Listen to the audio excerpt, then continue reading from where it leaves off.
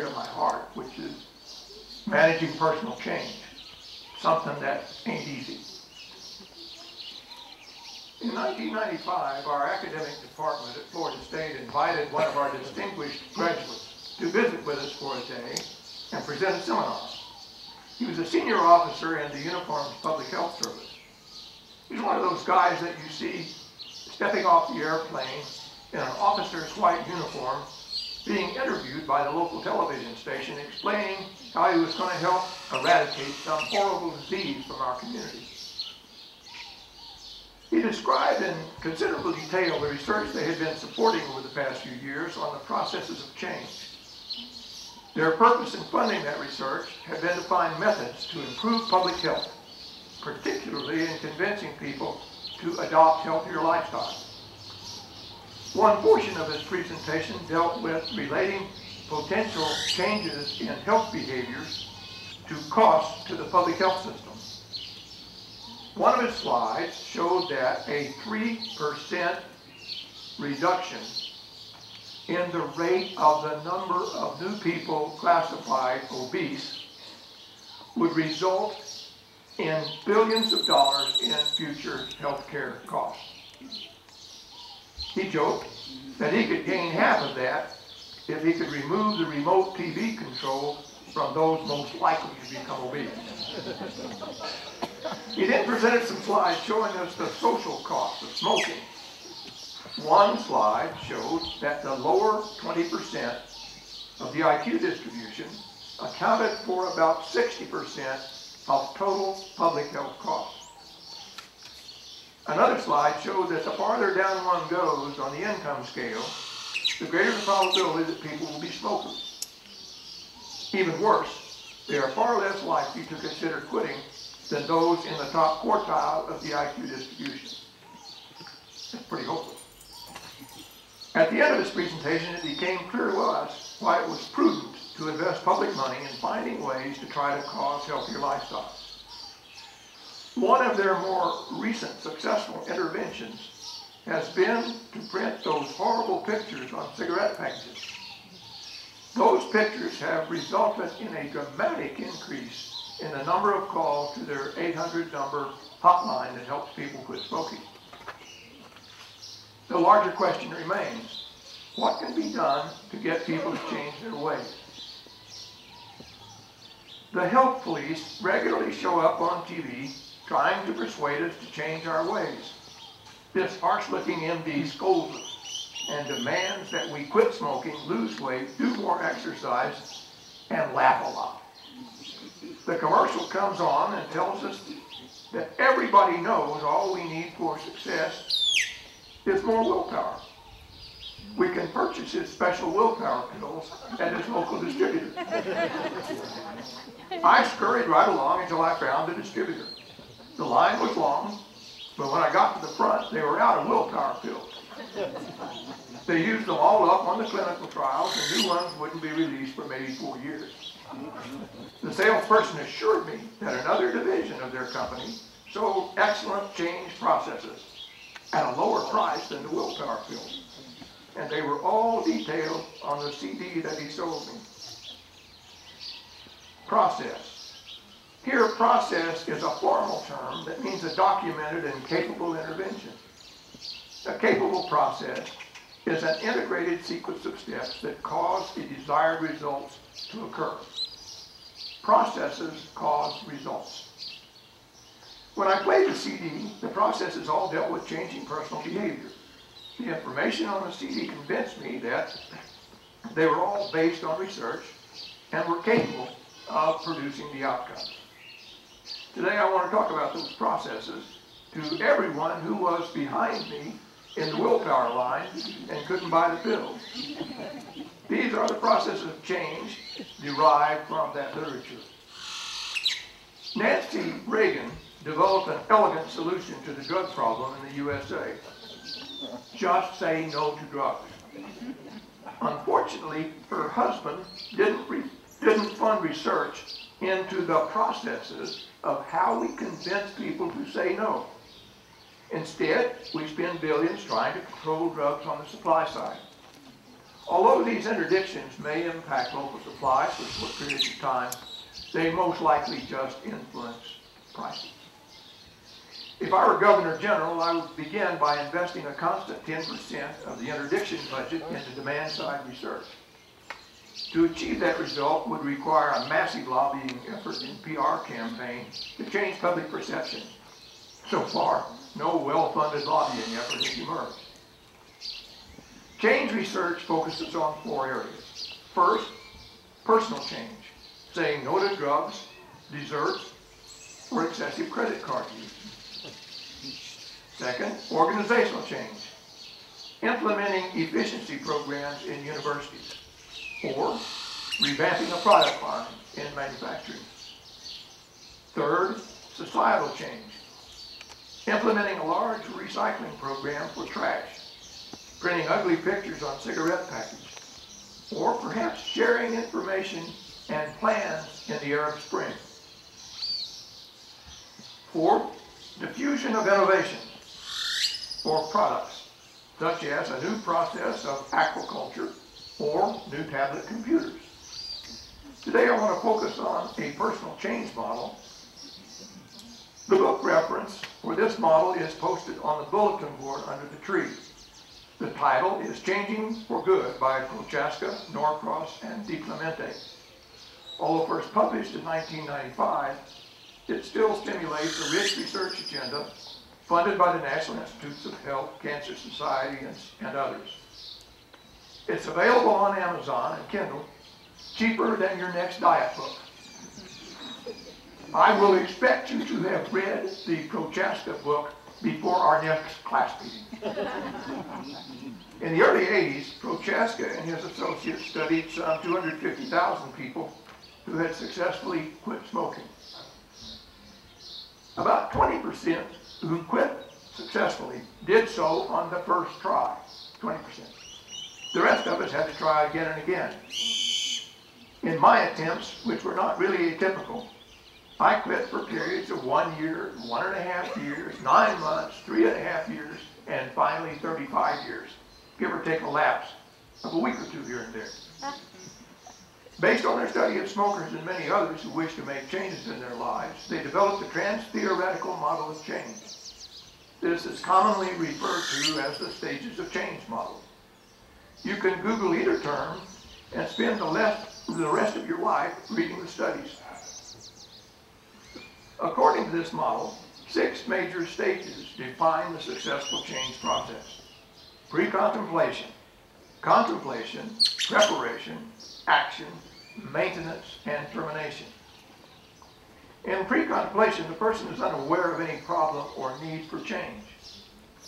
Until the Surgeon General's report in 1956 relating smoking to cancer and other serious health problems, most of us did not have convincing evidence that smoking was hazardous to our health.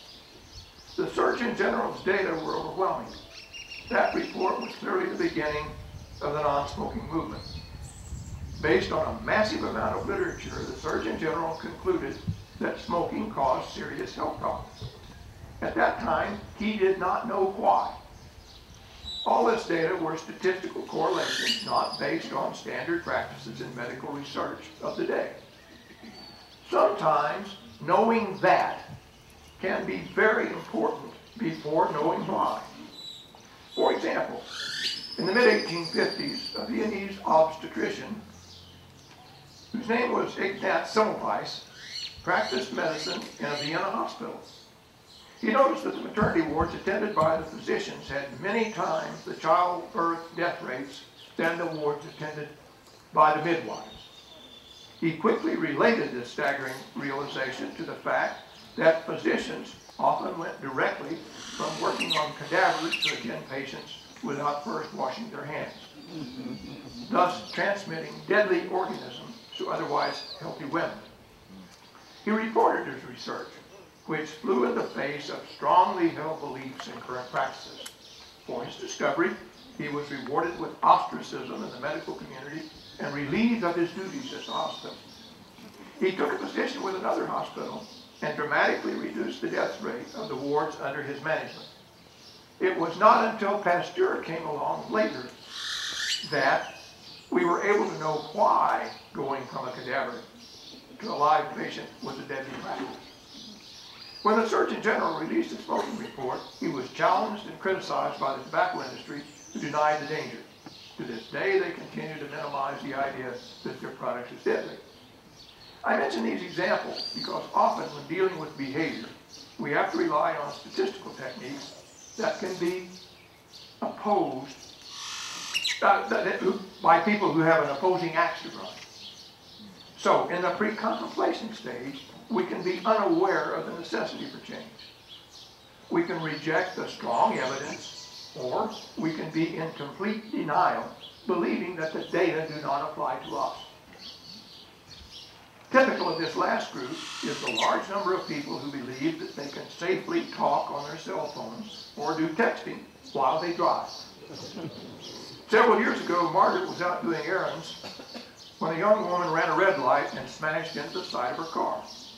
Fortunately, she was not seriously injured. The young woman had only owned the car for 20 minutes and openly admitted that she was talking on the phone at the time and did not see the red light. Both cars were totaled. Either no one told her that talking on a cell phone is dangerous, or she believed those data did not apply to her.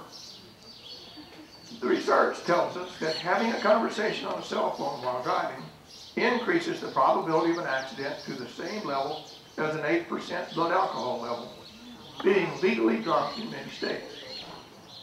Of course, the manufacturers immediately jumped to the wrong conclusion and developed the hands-free telephone. Research tells us that there is basically no difference between having a conversation with a handheld phone and hands-free phone.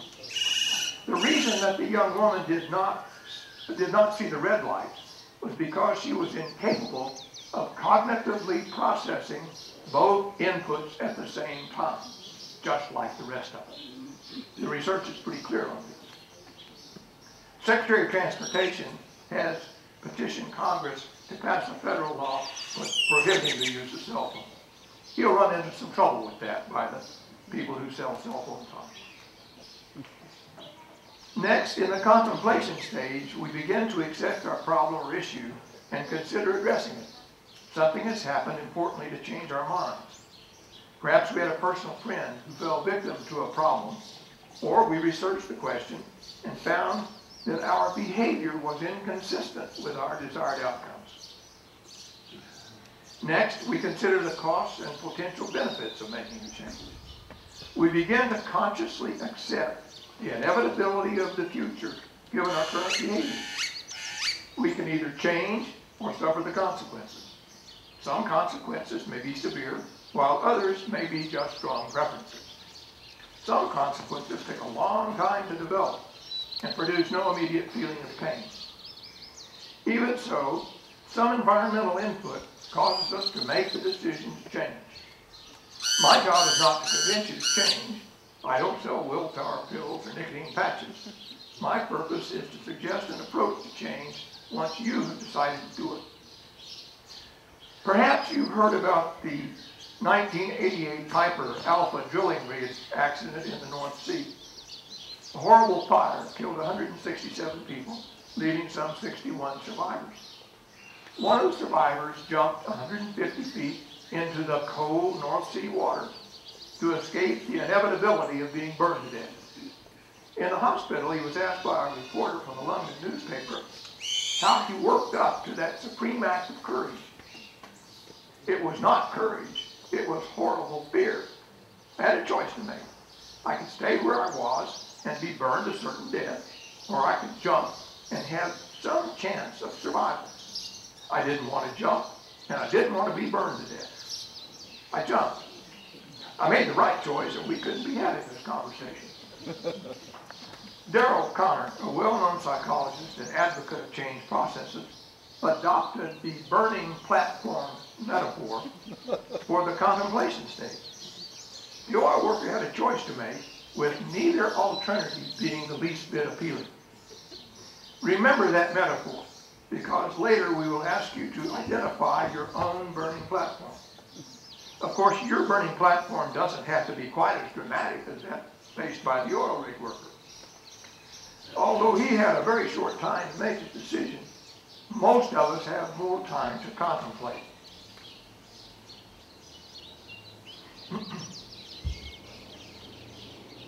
Except, of course, those who have tragic accidents while talking on their cell phone. Prochaska's approach is to prepare a decision balance table. A blank form of that table appears here. Pros on the left, cons on the right. Why I should, why I shouldn't. A very serious approach is to fill this table out saying how those react to you. What are your pros and cons? What are your costs and benefits? And so on.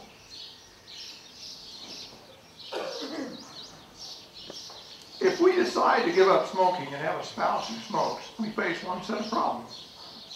If we decide to change our eating behavior, that also affects our spouse and perhaps our children. That presents another set of problems. It's rare that we can make a major change in our behavior without affecting other people. Unless our reasons for change are much better than our reasons against, that is, unless the potential benefit is greater than the cost, the pain, the difficulty, we're not likely to change. Remember that the first law in general systems theory is that it is impossible to change just one thing in a system. Everything that occurs in the system affects everything else. Once we've decided to make the change, the next stage is preparation. In preparation, we plan how we're going to go about making the necessary change. What process we will follow to achieve the results. This is the stage where most people fail. All the commercial products recommend that you go immediately to action. Buy our book, take our pill, join our group. Action without proper preparation ordinarily leads to repeated frustration and failure. I tried that diet and it didn't work, so I must find a better diet. Instead of that, I want you to think, I tried that diet and I didn't work. Always remember that magic 20% though. Maybe you could be lucky.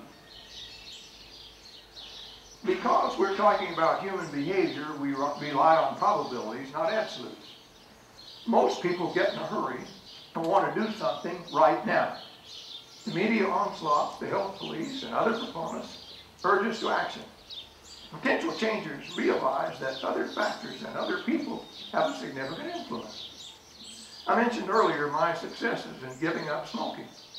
No, I didn't kick it on the first try, so I'm not in that 20% who did. As I read the literature, it came to me that it is necessary to frame certain events as successes. My interpretation suggests that quitting for one day is a success, not a failure. Maybe next time I can make it 2 days. That's 100% better than the first time. Remember, your burning platform has caused you to decide to change. In preparation, one has to identify the triggers that set off the unwanted behavior. 3 of the times when I quit smoking, I was involved with a smoking woman. Smoking in more ways than one. One other time, I worked on the campus giving away sample packages of Chesterfield. My boss told me that I couldn't be a non-smoker and keep the job.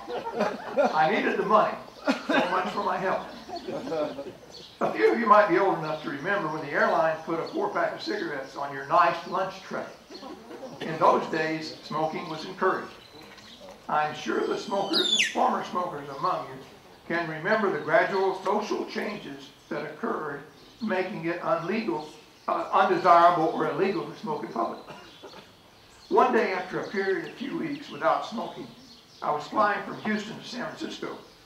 The stewardess, yeah, that's what they were called back then, spread a tablecloth over my tray, brought me my martini with olives, and gave me a little 4-pack of cigarettes.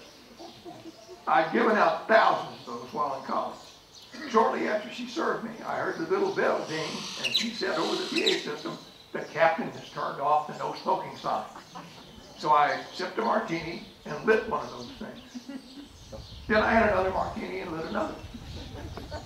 That was the first encounter that I had with an unexpected trigger. Other triggers I'd anticipated: coffee, after meals, after sex, smoking breaks, and when offered by a friend or colleague. The airline trigger trapped me. That's why it's important in the planning stage to identify the triggers that are likely to cause a lapse. These might include feedback from your spouse or significant other, teasing from the boys at the bar, and numerous temptations to have a delicious dessert. I use the word lapse because in the model, a lapse need not be a relapse. I got off the airline and did not buy a package of cigarettes. I went back to my previous list of non-smoking behaviors. Early research on smoking cessation provided a variety of approaches, one of which I found particularly useful. In that model, upon getting the urge to smoke, it was first necessary to wait 1 minute. Next week, one had to wait 2 minutes. By the third week, you had to wait 3 minutes. By the end of the fourth week, those in the research group had cut cigarette consumption by about 50%. Within a month after that, about 30 were able to give up smoking altogether. Unfortunately, they did not track long-term behavior. Now remember that absolutely no company made money when people quit smoking. First, there was a big movement to smokeless tobacco. Then we got patches and artificial cigarettes.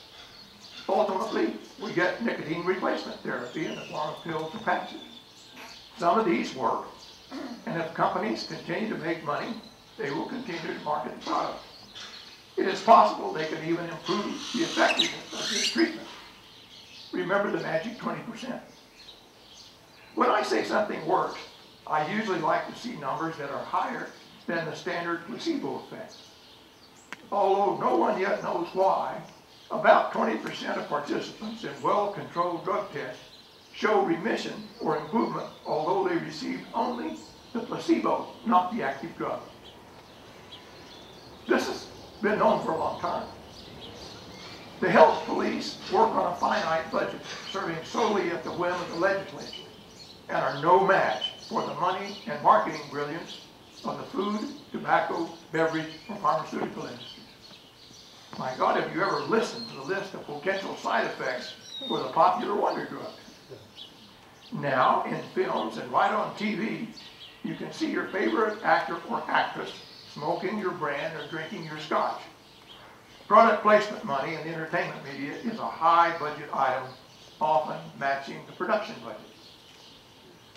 Other people's burning platforms involve more than addictive behaviors. When I taught this graduate class at Florida State University, I asked the students to find something they would like to change in their lives and apply the model to see how well it worked. Here are some of the changes the students wanted to make. Changing diet to reduce cholesterol, increase exercise activity, lose weight, returning to pre-pregnancy weight, controlling credit card spending, regular use of sunscreen, regular exercise to reduce migraine, reducing smoking the current number of cigarettes, avoiding procrastination and improving time management, reading the Bible daily. Because it was a one-semester class, I accelerated the pre-contemplation process by asking them to think seriously about their personal change. Every 2 weeks, they were to send me an email report from their diary documenting their experiences. For the most part, the students over several years took the ungraded assignment seriously and rated it as the second best feature of the course. I have redacted their email reports to remove personal identification information. If you would like to read some of these first-hand reports, send me an email and I'll return them to you by email. You can read of their successes, lapses, reversions to previous stages. You can see what worked and didn't. Remember, they had only about 11 weeks of active participation. When my youngest son was at the University of Texas, I asked him to call me every grade reporting period and disclose his grades. This regularly resulted in my giving him an emotional dump of my total dissatisfaction. During the second year, I worried if he was going to graduate. In a rare act of brilliance, I asked my therapist how I could improve his grades. She made me describe in detail the problem and the nature of the telephone call. Once she understood the situation, she repeated it. Let's see. He calls, you scold him, and then that scene is repeated during the next reporting time when his grades don't improve. You feel bad, he feels bad. Is that about right? I agreed. She had an accurate picture of the situation. She sat back in her chair, smiled. How's that working for you, Bob? I was silent for several minutes, and then I realized that what I was doing was not working at all. Then she gave me a script to follow during my next telephone confrontation. This part's critical.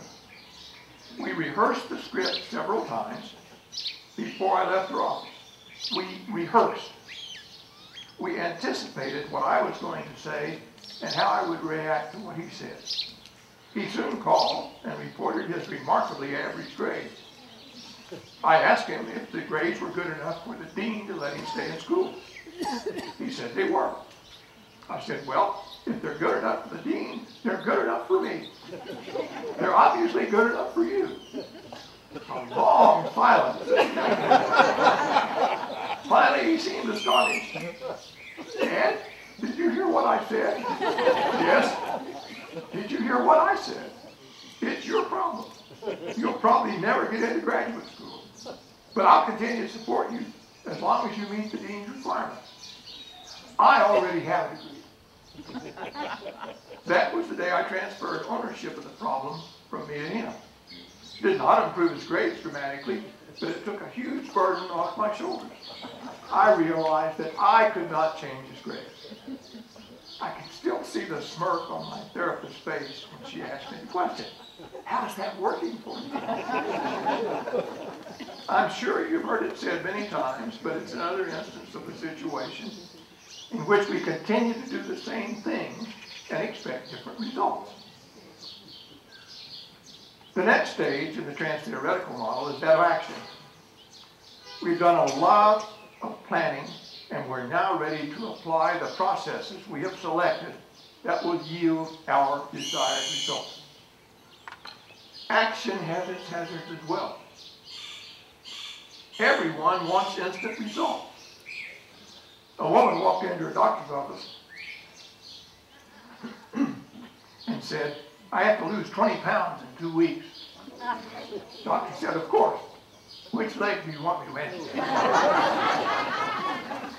The marketers, health police, and others who urge us to change our ways would like us to adopt their program quickly. This means we would go directly to action without preparation. Contemplation is not preparation. Reading an article in the paper or infomercial on TV may stimulate contemplation, but falls far short of preparation. Those of you who have done competitive athletics or adopted a regimen of regular physical activity recognize that getting muscles in shape takes time. Most of us have overdone exercise or been forced to overdo exercise by our coaches only to realize how much it hurts. Hurting can also be mental, not just physical. We begin to question our ability to get out of our rut. But as Pete Soderman told you last week, positive self-talk is a critical skill to be learned. Successful life changers recognize that the action stage may take a while. Our personal change state is the difference between where we are and where we want to be. Action, however, is not without its consequences. A number of years ago, a researcher named Thomas Holmes developed and validated an index of stress. He arbitrarily and statistically set the death of a spouse at 100 points. All other stressful events are compared to that standard. I have posted the stress indicator numbers on the bulletin board under the tree, but here are some examples. The death of a spouse is 100, divorce is 73, Personal injury or illness, 53. Marriage, 50. Sexual difficulties, 39. Change in financial state, 38, and so on. You can read the list. Death of a child. Death of a child is number 1. Well, according to Holmes, it was death of a spouse. Well, he doesn't even list death of a child. Well, I can only report what he reported. I do not know what number 1 is.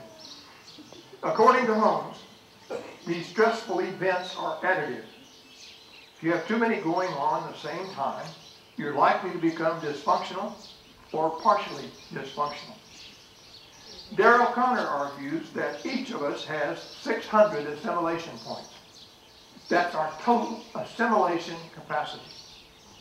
Thus, if you had a marital separation or divorce, death of a family member, retirement, personal injury or illness, marriage, dismissal, sexual difficulties, and so on, you have subtracted many assimilation points from 600.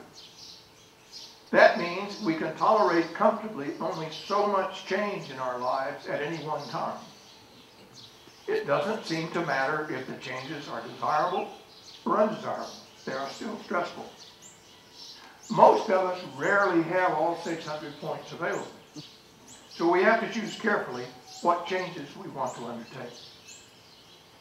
This refers immediately back to contemplation. We've gone from not having a clue in pre-contemplation through the burning platform of contemplation into the difficult work of preparation and then into action. As we are in action, we remember my therapist's question, how's that working for you, Bob? If we're unable to make our process work for us, then we must return to the preparation stage and choose another process. Fortunately, everyone here is smart enough to search for and find another well-researched process. I wish you well in your quest. I do not have a private practice in psychotherapy and don't know how to cure you of your ailments. However, if you're interested, read the book. We can then engage in an email exchange similar to the ones that I used in class to walk you through the stages of change and provide feedback. That can give you the power to find your own solution. Now, I can also send you the Holmes data or a copy of this talk by email. Thank you.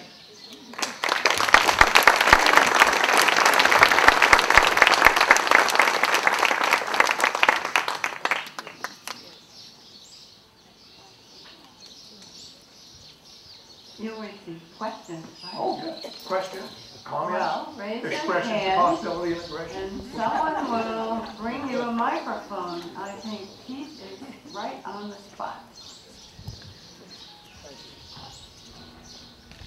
I think everybody has a way of addressing trying to motivate yourself, because this is the essence of change. My thinking, and this isn't my original thought or belief system, but it was suggested to me that an effective way of doing this is to get up in the morning, occasionally, look at yourself in the mirror. And you must ask yourself whether you love yourself. Not in an egotistical sense, but are you truly feel that you care for yourself? And if you can answer honestly yes, then you will not allow yourself to become overweight or smoke or to do any of these things that you know rationally will not create the effect that you want personally or within your mind to loving yourself. And you can think about that simple concept, but it can be very effective. Always test whether you truly love yourself. And if you're prepared to go the extra mile to make sure you've done the things to correct your depressions or whatever it may be that's causing you not to. Thank you.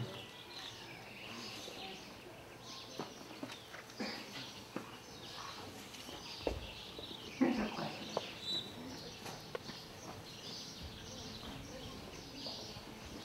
seemed like most of what you talked about was changing habits. And I think habits seem to me to be an important part of self-change. The question is, do you see any other kind of change, personal change, that isn't at the level of habits? And does this model apply to those, or do those not exist?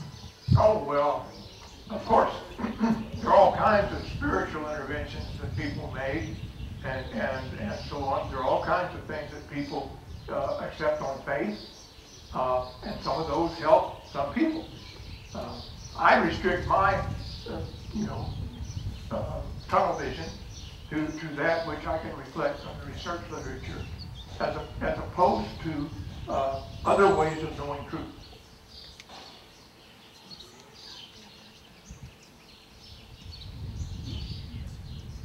Other questions? Apparently. I can't leave without telling one thing. Tell us. These two fellows were going on a bus trip from Oklahoma City to California. And every so often, the fellow sitting by the window would pull the window back and reach down into a bag, take out a marble, and throw it out the window, close the window. Well, after about the 10th time, curiosity overcame the seatmate. He said, "May I ask what you are doing?" He said, "Well, I take this marble and I throw it out the window." "Yeah, I know, but why do you do that?" He said, "It keeps the elephants away." "I don't see any elephants. It works every time."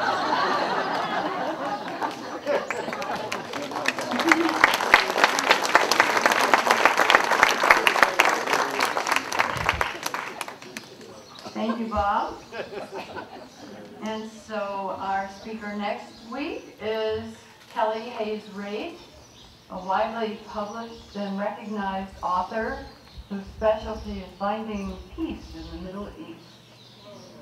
So I hope you'll all come back for that. Now you can turn your cell phones back on and pick up your coffee cups and stack the chairs by color and style. Thanks for coming.